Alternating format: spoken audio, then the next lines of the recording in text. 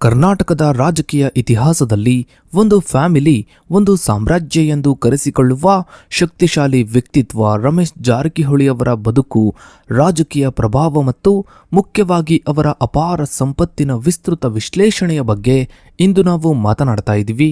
ರಾಜಕೀಯಕ್ಕೆ ಬರುವ ಮೊದಲು ರಮೇಶ್ ಜಾರಕಿಹೊಳಿ ಅವರ ಆರಂಭಿಕ ವೃತ್ತಿ ಹೇಗಿತ್ತು, ರಾಜಕೀಯಕ್ಕೆ ಬರುವ ಮೊದಲು ಅವರ ಆರ್ಥಿಕ ಹಿನ್ನೆಲೆ ಎಷ್ಟಿತ್ತು, ರಾಜಕೀಯಕ್ಕೆ ಪ್ರವೇಶಿಸುವಾಗ ಚುನಾವಣಾ ಪ್ರಮಾಣ ಪತ್ರದಲ್ಲಿ ಇವರು ಘೋಷಿಸಿದ ಆಸ್ತಿ ಮತ್ತು ಸಂಪತ್ತಿನ ನಿಖರವಾದ ಮೌಲ್ಯ ಎಷ್ಟು, ರಾಜಕೀಯಕ್ಕೆ ಬಂದ ನಂತರ ಅಧಿಕಾರ ಮತ್ತು ಪ್ರಭಾವ ಹೆಚ್ಚಾದಂತೆ ಇವರ ಆಸ್ತಿ, ಸಂಪತ್ತು ಮತ್ತು ಆದಾಯದ ಮೂಲಗಳಲ್ಲಿ ಎಷ್ಟು ಬದಲಾವಣೆಗಳಾದವು. ರಮೇಶ್ ಜಾರಕಿಹೊಳಿ ಅವರ ಆಸ್ತಿ, ಸಂಪತ್ತು, ಆದಾಯದ ಮೂಲಗಳ ಬಗ್ಗೆ ನಿಮಗೆ ತಿಳಿಯದ ಸಾಕಷ್ಟು ವಿಚಾರಗಳನ್ನು ಇವತ್ತಿನ ಈ ಒಂದು ವಿಡಿಯೋದಲ್ಲಿ ಹೇಳ್ತಾ ಇದ್ದೀವಿ.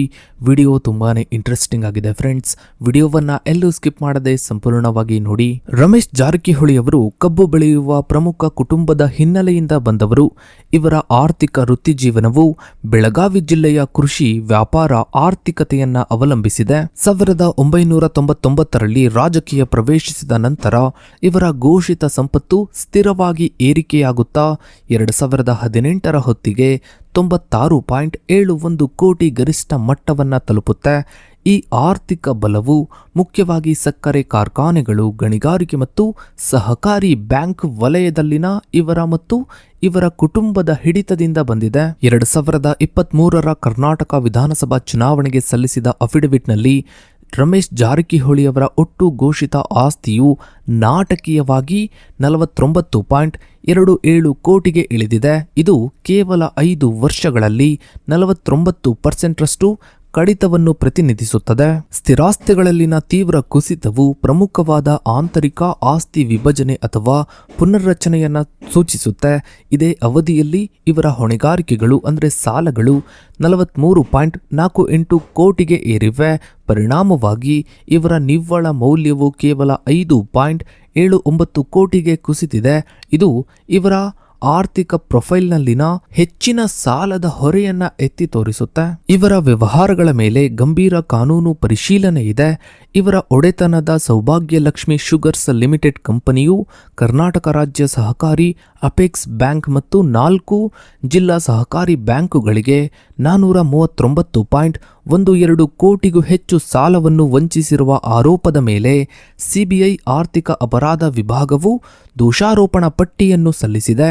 ಈ ಮೊತ್ತವು ಇವರ ಪ್ರಸ್ತುತ ಘೋಷಿತ ನಿವ್ವಳ ಮೌಲ್ಯಕ್ಕಿಂತ ಬಹುಪಾಲು ದೊಡ್ಡದಾಗಿದೆ. ರಮೇಶ್ ಜಾರಕಿಹೊಳಿಯವರ ರಾಜಕೀಯ ಯಶಸ್ಸು ಬೆಳಗಾವಿ ಜಿಲ್ಲೆಯ ಕೃಷಿ ಮತ್ತು ವಾಣಿಜ್ಯ ಕ್ಷೇತ್ರಗಳಲ್ಲಿ ಇವರ ಕುಟುಂಬ ಹೊಂದಿದ್ದ ದೀರ್ಘಕಾಲದ ಪ್ರಾಬಲ್ಯದ ಮೇಲೆ ನಿರ್ಮಿತವಾಗಿದೆ. ರಮೇಶ್ ಜಾರಕಿಹೊಳಿಯವರು 1960ರಲ್ಲಿ ಬೆಳಗಾವಿಯಲ್ಲಿ ಲಕ್ಷ್ಮಣರಾವ್ ಜಾರಕಿಹೊಳಿಯವರಿಗೆ ಜನಿಸ್ತಾರೆ. ಇವರ ಕುಟುಂಬವು ಪ್ರಮುಖ ಕಬ್ಬು ಬೆಳೆಯುವ ಮತ್ತು ವ್ಯವಹಾರ ಹಿನ್ನೆಲೆಯುಳ್ಳದ್ದು. ಬೆಳಗಾವಿ ಜಿಲ್ಲೆಯ ಗ್ರಾಮೀಣ ಪ್ರದೇಶದ ಕಬ್ಬು ಕೃಷಿಯ ಮೇಲೆ ಕೇಂದ್ರೀಕೃತವಾಗಿದ್ದ ಆರ್ಥಿಕ ಮತ್ತು ಸಾಮಾಜಿಕ ಜೀವನದಲ್ಲಿ ಇವರು ಬೆಳೆದರು. ಕೃಷಿ ಚಟುವಟಿಕೆಗಳು ಮತ್ತು ಸಂಬಂಧಿತ ವಾಣಿಜ್ಯೋದ್ಯಮಗಳ ಮೂಲಕ ಇವರ ಕುಟುಂಬದ ಆರ್ಥಿಕ ಅಡಿಪಾಯವು ಬಲಗೊಂಡಿತ್ತು. ಇದು ಇವರಿಗೆ ಪ್ರಾದೇಶಿಕ ಕೃಷಿ ಸಂಬಂಧಿತ ಜಾಲಗಳು ಮತ್ತು ಸಮುದಾಯದ ಸಂಪರ್ಕಗಳ ಆರಂಭಿಕ ತಿಳುವಳಿಕೆಯನ್ನು ನೀಡಿತ್ತು. ರಾಜಕೀಯ ಕ್ಷೇತ್ರಕ್ಕೆ ಪ್ರವೇಶಿಸುವ ಮೊದಲು ರಮೇಶ್ ಜಾರಕಿಹೊಳಿಯವರು ಕೃಷಿ ಮತ್ತು ಕುಟುಂಬದ ವ್ಯವಹಾರಗಳನ್ನು ನಿರ್ವಹಿಸುವುದರಲ್ಲಿ ಸಂಪೂರ್ಣವಾಗಿ ತೊಡಗಿಕೊಂಡಿದ್ದರು. ಇವರ ವಾಣಿಜ್ಯ ಉದ್ಯಮಗಳು ಗೋಕಾಕ್ ಪ್ರದೇಶದಲ್ಲಿ ಕೇಂದ್ರೀಕೃತವಾಗಿದ್ವು. ಇದು ಕಬ್ಬು ಕೃಷಿಗೆ ಪ್ರಮುಖ ಪ್ರದೇಶವಾಗಿದೆ. ರಮೇಶ್ ಜಾರಕಿಹೊಳಿಯವರು 1999ರಲ್ಲಿ ಗೋಕಾಕ್ ವಿಧಾನಸಭಾ ಕ್ಷೇತ್ರದಿಂದ ಜನತಾದಳ ಅಭ್ಯರ್ಥಿಯಾಗಿ ಮೊದಲ ಬಾರಿಗೆ ಶಾಸಕರಾಗಿ ಆಯ್ಕೆಯಾಗ್ತಾರೆ. ಇದು ಇವರ ಆರ್ಥಿಕ ಹಿಡಿತದ ಮೇಲೆ ರಾಜಕೀಯ ಅಧಿಕಾರದ ಸೂತ್ರವನ್ನು ಹಿಡಿದಿದ್ದರ ಆರಂಭವನ್ನು ಸೂಚಿಸುತ್ತೆ. ಇವರು ಕೃಷಿ ಪ್ರಧಾನ ಆರ್ಥಿಕತೆಯಿಂದಲೇ ರಾಜಕೀಯದ ವೇದಿಕೆಯನ್ನು ಸಿದ್ಧಪಡಿಸಿಕೊಂಡರು.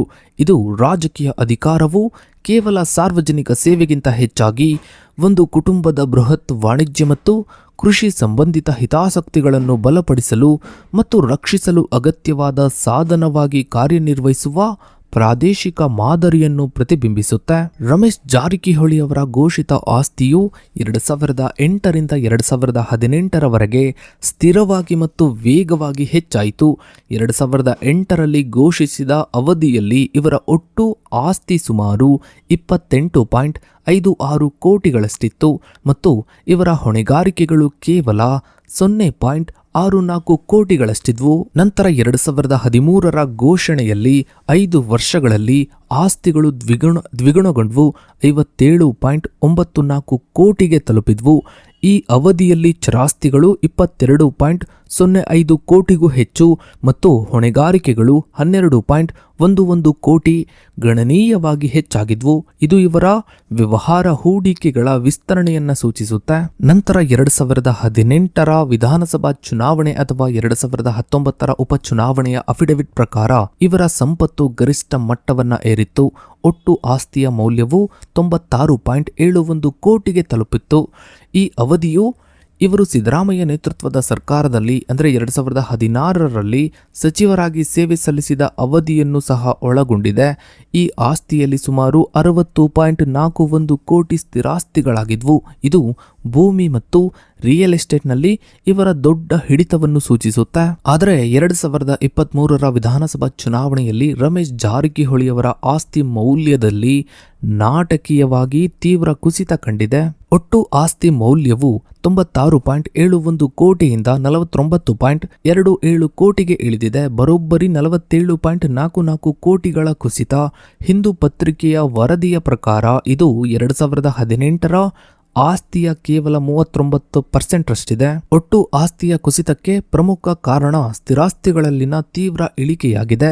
ಇದು 60.01 ಕೋಟಿಯಿಂದ 13.80 ಕೋಟಿಗೆ ಇಳಿದಿದೆ. ಇದು 77.1% ಅಷ್ಟು ಕುಸಿತ. ಇನ್ನು ಹೊಣೆಗಾರಿಕೆಗಳು 38.67 ಕೋಟಿಯಿಂದ 43.848 ಕೋಟಿಗೆ ಏರಿದ ಕಾರಣ ಇವರ ಘೋಷಿತ ನಿವ್ವಳ ಮೌಲ್ಯವು 2023ರಲ್ಲಿ ಕೇವಲ 5.79 ಕೋಟಿಗೆ ಕುಸಿದಿದೆ. ಆಸ್ತಿಗಳಲ್ಲಿನ ಈ ಭಾರಿ ಇಳಿಕೆಯು ವ್ಯವಹಾರದ ನಿಜವಾದ ನಷ್ಟದ ಬದಲಿಗೆ ಕುಟುಂಬದ ಆಂತರಿಕ ಆಸ್ತಿ ವಿಭಜನೆಯ ಸಂಕೇತವಾಗಿದೆ. ಜಾರಕಿಹೊಳಿ ಸಹೋದರರು ವಿವಿಧ ರಾಜಕೀಯ ಬಣಗಳಲ್ಲಿ ಕಾರ್ಯನಿರ್ವಹಿಸ್ತಾ ಇದ್ದರು. ಇವರ ಆರ್ಥಿಕ ಸಾಮ್ರಾಜ್ಯವು ಒಂದೇ ಕುಟುಂಬಕ್ಕೆ ಸೇರಿದ್ದು. ಇನ್ನು ರಮೇಶ್ ಜಾರಕಿಹೊಳಿಯವರ ಆದಾಯದ ಮೂಲಗಳು ಮುಖ್ಯವಾಗಿ ಬೆಳಗಾವಿ ಪ್ರದೇಶದಲ್ಲಿ ಇವರ ಕುಟುಂಬದ ನಿಯಂತ್ರಣದಲ್ಲಿರುವ ಬೃಹತ್ ಸಕ್ಕರೆ ಕೈಗಾರಿಕೆ ಮತ್ತು ಸಹಕಾರಿ ಹಣಕಾಸು ವ್ಯವಹಾರಗಳ ಮೇಲೆ ಅವಲಂಬಿತವಾಗಿವೆ. ಸಕ್ಕರೆ ಉದ್ಯಮದ ಹೊರತಾಗಿ ಜಾರಕಿಹೊಳಿ ಕುಟುಂಬವು ತಮ್ಮ ಆರ್ಥಿಕ ಹೂಡಿಕೆಗಳನ್ನು ವಿವಿಧ ಕ್ಷೇತ್ರಗಳಿಗೆ ವಿಸ್ತರಿಸಿದೆ. ಇವುಗಳಲ್ಲಿ ಗಣಿಗಾರಿಕೆ, ಸಿಮೆಂಟ್, ರಿಯಲ್ ಎಸ್ಟೇಟ್ ಮತ್ತು ನಿರ್ಮಾಣ ಕ್ಷೇತ್ರಗಳು ಸೇರಿವೆ. ಇದರ ಜೊತೆಗೆ ಗೋಕಾಕ್ ಸುತ್ತಮುತ್ತ ವಿಜ್ಞಾನ, ಕಲೆ, ವಾಣಿಜ್ಯ ಮತ್ತು ಕಾನೂನು ಕೋರ್ಸ್ಗಳನ್ನು ಒದಗಿಸುವ ಶಿಕ್ಷಣ ಸಂಸ್ಥೆಗಳನ್ನು ಸಹ ಇವರು ಸ್ಥಾಪಿಸಿದ್ದಾರೆ.